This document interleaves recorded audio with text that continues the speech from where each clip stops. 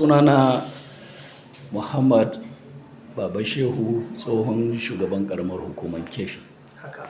Alhamdulillah, alhamdulillah, muna godiya ga Allah mai kowa mai komai. Allahn jiya, Allahn yau, kuma Allahn gobe. A kullum burina shine na yi wa Allah godiya a duk lokacin da na tsinci kaina ko na sami kaina a cikin kowane irin yanayi. Shi yasa a rayuwana ba ni da wani damuwar da zai sa ni na samu ruɗani ko birkita a cikin zuciyana. Duk irin hukuncin da Ubangiji ya yi a kaina, na sani tun ran gini tun ran zane. Allah ya shirya abu kaza zai samu ni, Allah ya shirya abu kaza zan samu, Allah ya shirya abu kaza ba zan samu ba. Sai dai mu yi ta waɗari. Abin da ya bayyana mana a fili shine za mu yi amfani da shi kuma mu ƙara ma Allah godiya. Ni an zaɓe ni a shekara ta 2021, ranar 6 ga wata ta watan 10 ta shekara ta 2021, kuma aka rantsar da mu ranar 8 ga wata na wannan watan Oktoba ta 2021. Kuma Allah cikin ikonsa mun gudanar da mulki na tsawon shekaru 3 a ƙaramar hukumar keffi. Mun miƙa ragamar mulki ranar 7 ga watan 10 ta shekara ta 2024, wato 2024. Kuma mun miƙa cikin ƙoshin lafiya, cikin kwanciyar hankali, cikin walwala da jin daɗi. Mun ma Allah godiya da Allah ya nuna mana farkon kama mulkinmu da kuma ƙarshen mulkinmu. Mun kuma bayan godiya ga Allah, mun sake yi wa shugabanninmu wadda suke samanmu, kama daga mai girma gwamnan jihar Nasarawa, Injiniya Abdullahi Alhaji Sule, da ita kanta gwamnatin jihar Nasarawa, da wadda suke rike da madafun iko a gwamnatin jihar Nasarawa. A nan kuma keffi, godiya na musamman ga mai martaba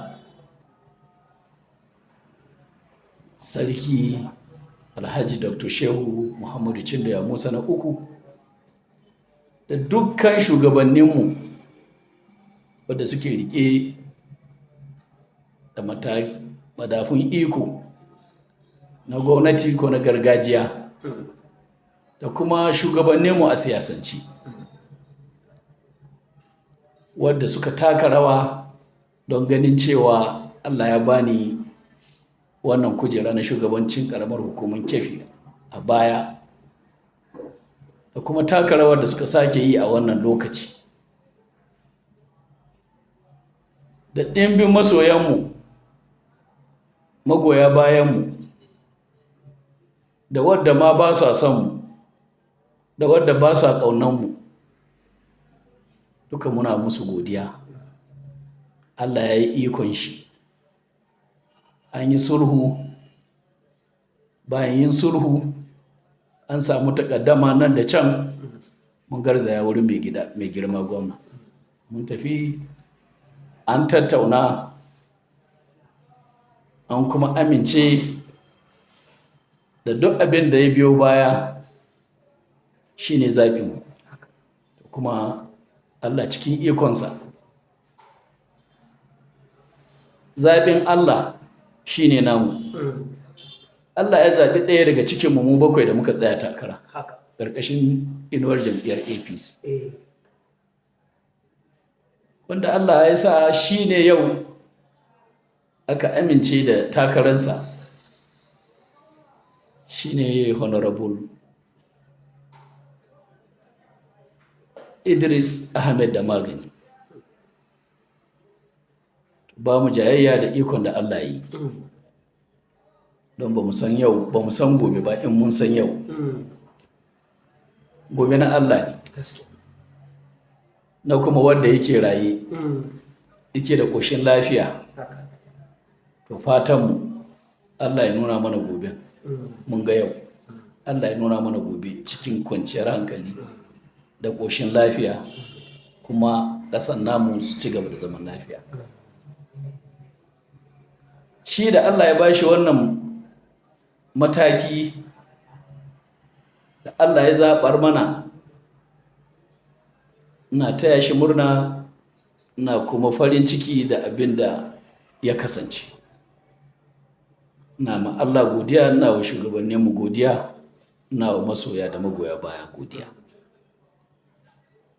Kuma bayan godiya gare su da taya shi murna da barka da arziki, muna kuma fata in Allah ya kai mu zaɓe ranar 2 ga watan 11, Allah ya ba shi nasara, da shi da kansilolin da su ma aka tantance, Allah ya tabbatar musu, Allah ya ba su nasara baki ɗaya.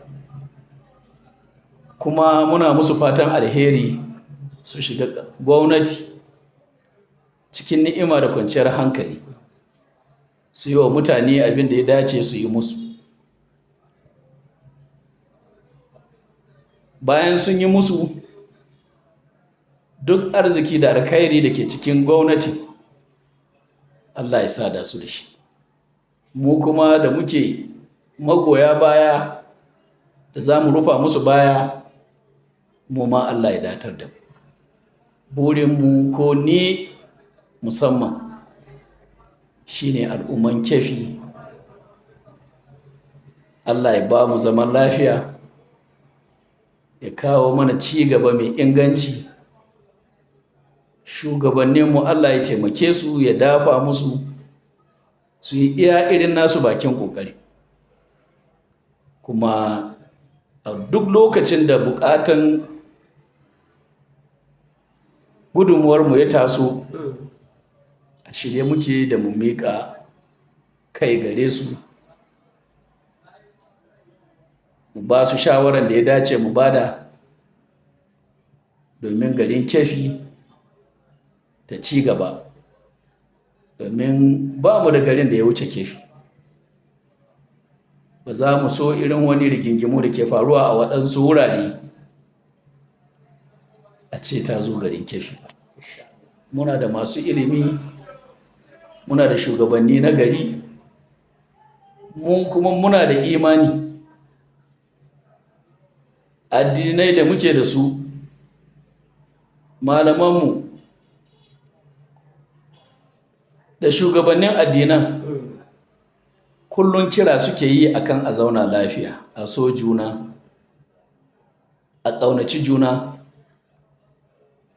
don ta hakan shi ne arziki zai ƙara zuwa gari, shi ne zaman lafiya zai kasance mana mai inganci, kuma za a samu ci gaban da ba a yi taɓa tunanin irinsa ba. Don haka fata na kenan ga garin Keffi da kewaye da jihar Nasarawa da Najeriya baki ɗaya. Irin haɗin kai da na samu a baya daga wurin kowaɗansu irin jama'a na Keffi, na roƙon al'umma mu tattara hankulan wuri guda.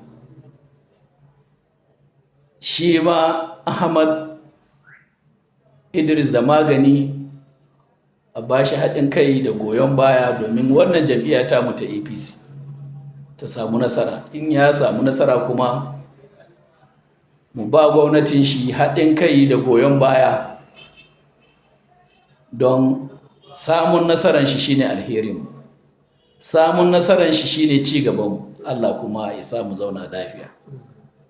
Zan sake yin amfani da wannan dama na miƙa godiya na musamman ga Dr. Alhaji Aliyu Bello, shugaban jam'iyya na APC na jihar Nasarawa.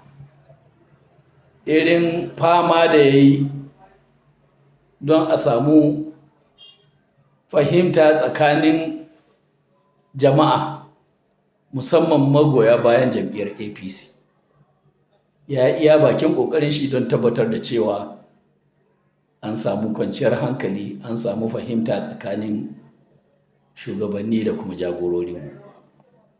Bayan godiya na musamman gare shi, ina son na sake miƙa godiya na musamman ga su wanda suka riƙe ni kafaɗa don tabbatar da cewa na sake maimaita wannan matsayi, amma muna namu Allah na nashi. Waɗannan irin shugabanni sun yi irin abubuwan da ya dace su yi, to amma Allah bai shirya ni ne zan sake dawowa ba.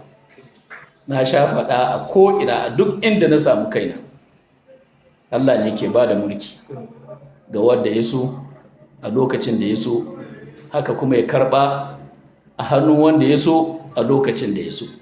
Don haka na tabbatar da cewa wannan lokaci ba nawa ba ne, na yi nawa lokacin, yanzu lokacin wani ne, kuma Allah ya sa shi ne alkhairi a gare mu. Al'umman garin Keffi, na godiya, Allah ya saka kowa da alkhairi. Na gode, Allah ya sa mu zauna lafiya.